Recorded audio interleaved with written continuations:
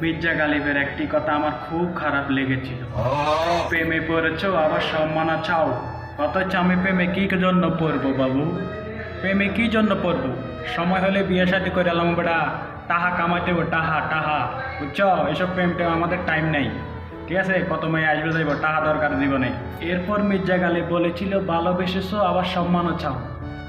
আমি ভালো কি জন্য বাসবো, আর সম্মান কি জন্য চাইবো? আমি ভালোবেসে আবার সম্মান চাওয়ার টাইম আছে আমার? এসব টাইম নেই তো। টাকা কামাও, জীবনে অনেক কিছু সম্মান চলে আসবে, বুঝছো? টাকা কামাইলে সম্মান এমনিতে আহে। বর্তমানে মানি যার, তাহা সব কিছু তার, এটা মাথায় রেখো। তো অবশেষে একটি কথা, মির্জা গালিব আমার দান বলেছিল, বুঝছো? সোজা কথা আমার ভাইয়া, সোজা কথা, ঠিক আছে? এসব মির্জা গালিব টালিবের এখন ভাইরাল চলতেছে ভিডিও, এসব দেখার সময় নাই, সময় নাই, বুঝছো?